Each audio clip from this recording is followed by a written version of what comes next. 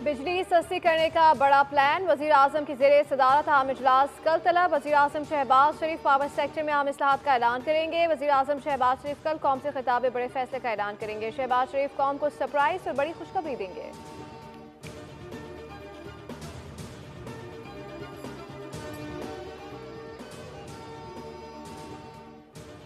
सदर आसिफ अली जरदारी कोरोना का शिकार। अफगान सदर ने सेहत से मुतालिक डॉक्टर आसिम हुसैन का बयान जारी कर दिया। बताया कि मुख्तलिफ टेस्ट के बाद तस्दीक हुई कि सदर मुमलिकत को कोरोना हो गया है।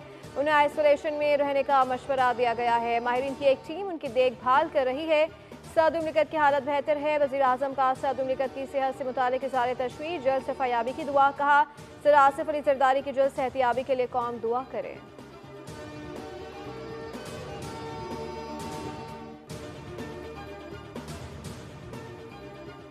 कौमी क्रिकेट टीम शिकस्त के घड़ों से ना निकल सकी। बल्लेबाजों ने दूसरे वनडे में भी धोखा दे दिया। न्यूजीलैंड ने 3 एक विकेट मैचेस की सीरीज के दूसरे मैच में पाकिस्तान को 84 रन से हराकर सीरीज अपने नाम कर ली।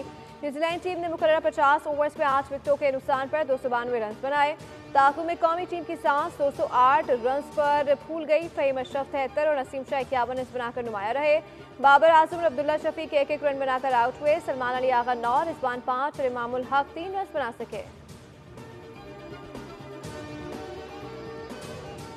और मुल्क भर में ईद उल फितर का तीसरा रोज भी खूब जोश और खरोश से मनाया जा रहा है। ईद की छुट्टियों का हो रहा है दी एंड, लेकिन ऐसा लग रहा है जैसे अभी तो शुरू हुआ है वीकेंड।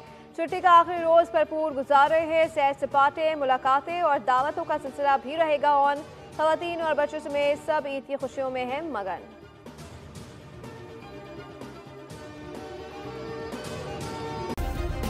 सब्सक्राइब करें और बेल दबाएं ताकि कोई खबर रह न जाए।